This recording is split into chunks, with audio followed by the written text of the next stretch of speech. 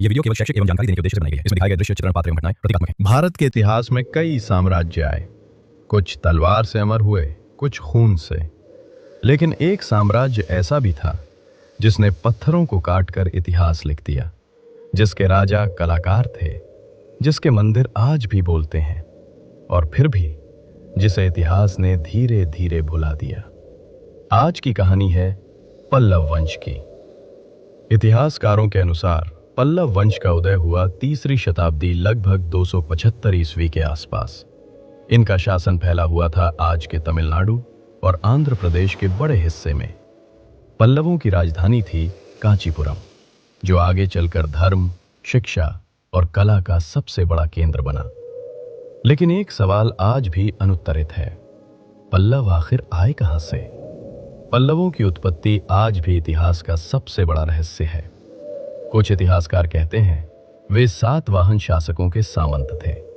कुछ मानते हैं उनका संबंध पार्थियन या विदेशी जातियों से था। लेकिन इतिहास इस बात पर सहमत है, पल्लवों ने अपनी पहचान अपने काम से बनाई।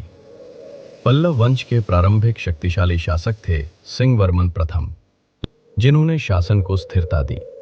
इसके बाद आए स्कंदवर्मन प्रथम, जिन्होंने कांचीपुरम को राजधानी बनाया और वैदिक परंपराओं को संरक्षण दिया। लेकिन पल्लव इतिहास की असली कहानी अब शुरू होती है। सन 600 ईस्वी में सिंहासन पर बैठा एक ऐसा राजा जो तलवार से ज्यादा कला में विश्वास रखता था। उसका नाम था महेंद्रवर्मन प्रथम।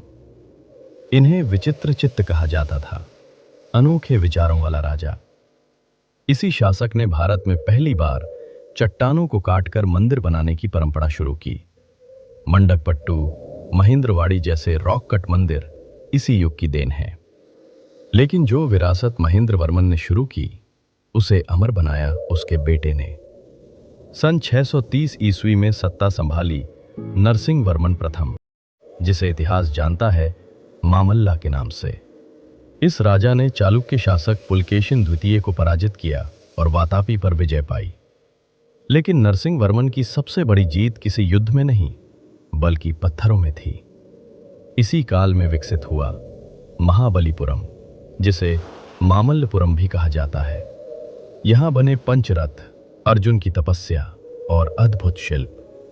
ये दुनिया के पहले मोनोलिथिक मंदिर थे, एक ही चट्टान से तराशे गए। आज यही स्थान यूनेस्को की विश्व धरोहर सूची में है। सन 700 ईस्वी के बाद सत्ता में आए नरसिंहवर्मन द्वितीय, जिन्हें राज सिंह कहा जाता है। इन्हीं के समय बना महाबलीपुरम का प्रसिद्ध शोर मंदिर। यह द्रविड़ स्थापत्य का शिखर माना जाता है। 8वीं शताब्दी के बाद पल्लव शक्ति कमजोर होने लगी।